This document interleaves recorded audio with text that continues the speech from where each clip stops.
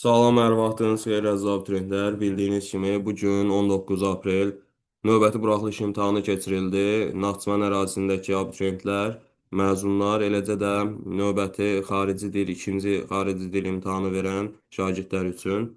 İndi mənim izah edəcəyim xarici dil, ikinci xarici dil imtahanı verən şagirdin sual kitabçasıdır. Bilmirəm, digərləri ilə eynidir. Yəni Naxçıvan ərazisindəki abituriyentlərlə və yaxud da məzunların sual kitabçası ilə eyni olmaya bilər. Başlayaq. Listening-in sualları dediyim kimi listening mətni məndə olmadığına görə sadəcə qrammatika və mətn suallarına baxacağıq.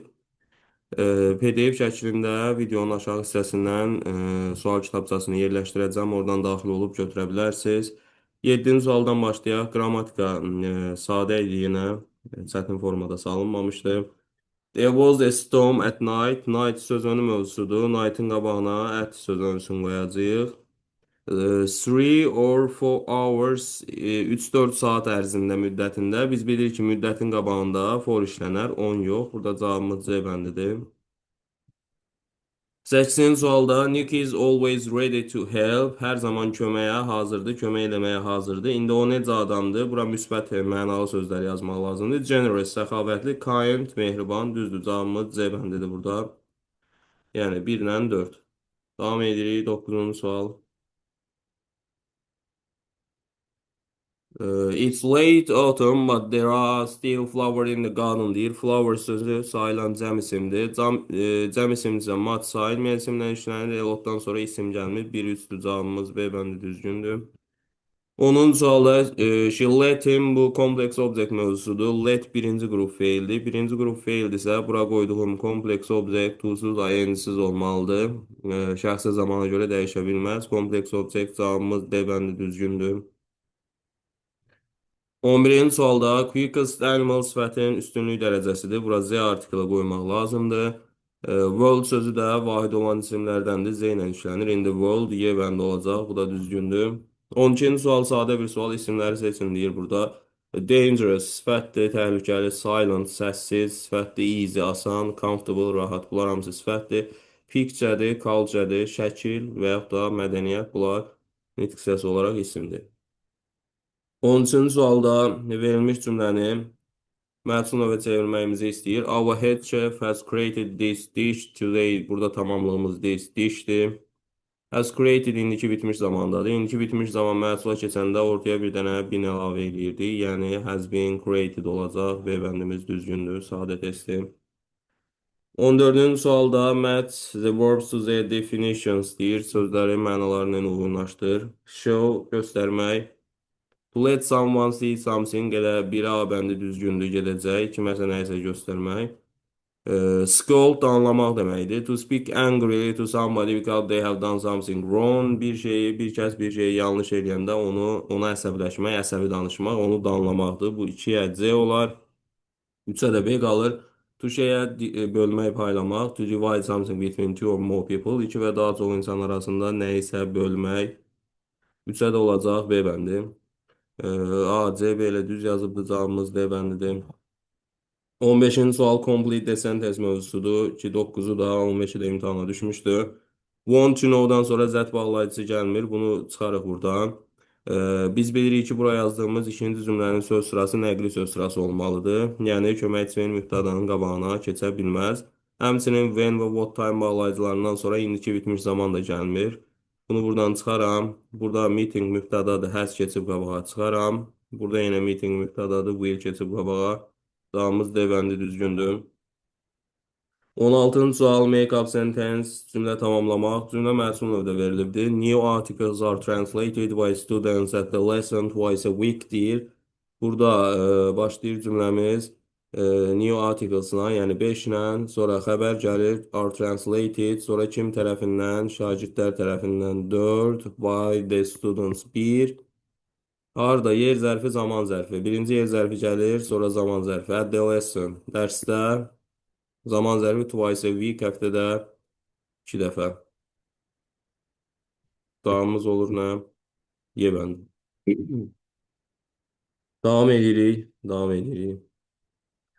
17-ci sual modal fail testidir. Burada to varsa to'lu modal fail have to do, to be able to do, bir də ought to do. Could'dan, must'dan, should'dan sonra to gəlmir. Mübtəda you ikinci şəxsdir. Ya has üçüncü şəxsin təkində olur. Cavabımız nədir? A bəndi. You have to olur. 18-ci sualda zəm verilib, müqayisə dərəcəsi qoymalıyıq.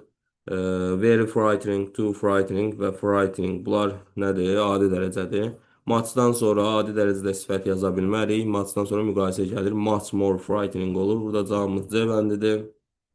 19-cu sual interrogative sentence sual cümlələri mövzusuna aiddir.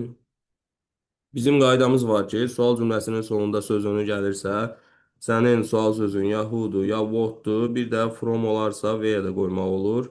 İndi burada from yoxdur, who, what'dan birini qoyuruq. Who did you tell your secret to? Sən sirrini kimə demisən? Cavabımız olur D bəli. 20-ci suala baxaq. Zaman uzlaşmasıdır. The sportsman became tired. Burada fikir verin. Became sözü keçmiş zamandadır.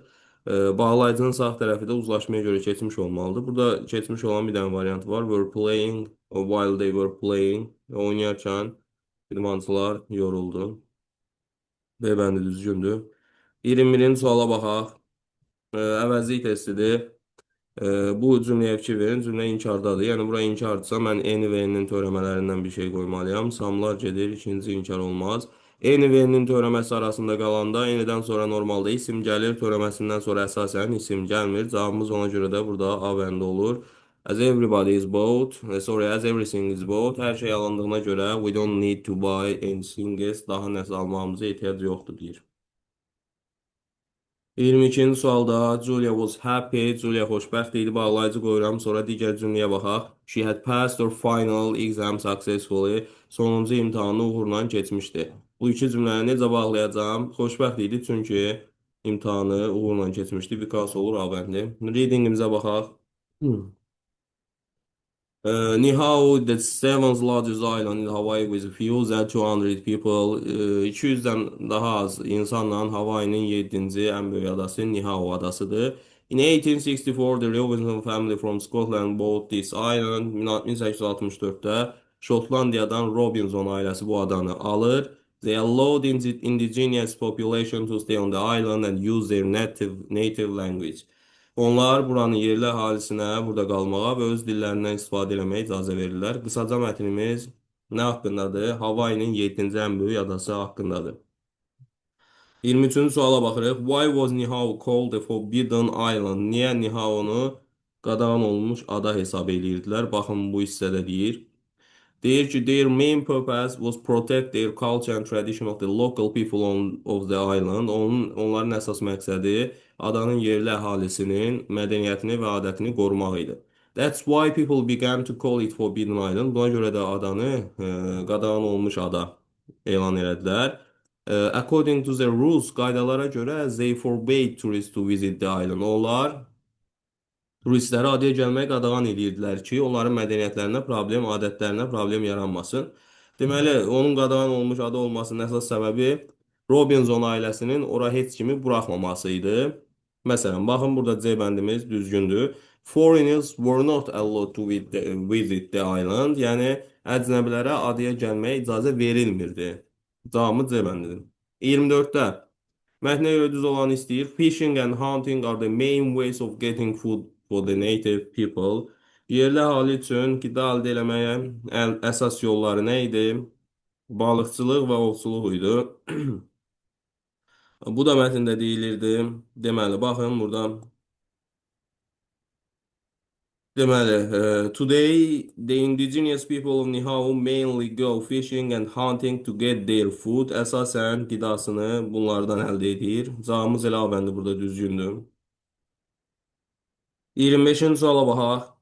The Robinsons made the native people leave the island. Səhvdir. Deyir, yerli əhalini adadan qovdu. Çıxmağa məcbur elədi. Sold Niihau to the Hawaiian population. Bu da səhvdir. Adanı deyir, Hawaii əhalisinə satdı, satmadı. Orada yaşamalarına icazə verdi. Came from indigenous Hawaiian roots.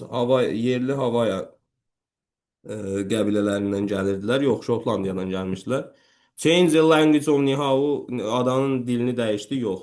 Created their own rules on the island. Adada yeni qaydalar yaratdı, bu düzdür. Cavabımız Y bəndidir. 26-cı suala diqqətli olaq. Mətnimiz nə haqqındaydı? Bu sualı səhv yazıb. The nature of Hawaii's main islands, Hawaii'nin əsas adalarının təbiəti. Biz burada bir dənə adadan danışmışıq və onun təbiəti yox, ümumiyyətlə həmin ada haqqında. One of the largest islands in Hawaii. Hawaii'də ən böyük adalardan biri. Bu 7-ci ən böyük adaydı. Niau, onlardan biri sayılır. Cavabımız Y bəndidir. Açıq suallara baxırıq.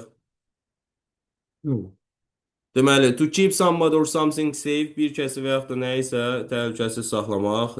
Protect olar, təbii ki, verilibsə mətndə. To protect verilibdir elə. Cavabımız to protectdir. Düzgün yazıbdır. Nowadays'in sinonimini istəyir. Today nowadays sinonim olur. Əgər verilibsə mətndə elə today ilə başlayır cümlə. Bu da düzgündür. 29-cu suala baxaq. Sometimes the seals come close to the island. So, bəzən deyir suitilər adaya yaxınlaşır, yaxın gəlir. So, belə ki, sənin nə olur?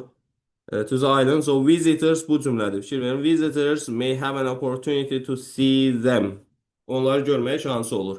Visitors olar, çünki orada visitors deyəndə turistlər nəzərdə tutulur. Turistlə əvəz eləyə bilərik bunu. Düzdür. Opportunity təbii ki, chance-lə əvəz olunur. Sadəcə bunun qabağına ən yox, e qoymalısan. Bu samitlə tələffüz olunur. Chance. Hətta burada to see sözünü də notice-lə vermək olar. To watch them də yazmaq olar hətta. Onları izləmə şansı olur. Watch them. Yaza bilərik, düzgündür hər biri. Asandı idi bu da. Bunu da düz götürərik. Burada bir dənə artikla bəlkə balıq kəsələr. Which interesting places would you like to visit in the world and why? Hansı ən maraqlı yerə getmək istəyərsən, dünyadakı ən maraqlı yerə səyahət etmək istəyərsən və niyə? Çox sadə bir esse mövzusu düşübdür. 3 cümlədən ibarət, esse də deməyək, buna 3 cümlədən ibarət qısa bir şey düşübdür. Bunu da rahat yazmaq olar. Deməli, bu da oldu bizim 19 aprel buraxılış imtahan. Dediyim kimi, indi bilmirəm, bu sadəcə İngilis dili əlavə dil imtahanı verən şagirdlərin, o bilirsiniz, oradan Naxçıvanda imtahan olur, hazırda məzunlar imtahanı olur, məzunlar üçün imtahan olur. Bir də İngilis dili əlavə dil kimi imtahan verən şagirdlərin imtahanı oldu. Bilmirəm, onların üçünün hamısına eyni suallar salınıb, yoxsa fərqli. Bu, dediyim kimi, İngilis dili əlavə dil imtahanıdır. Hər birinizə uğurlar.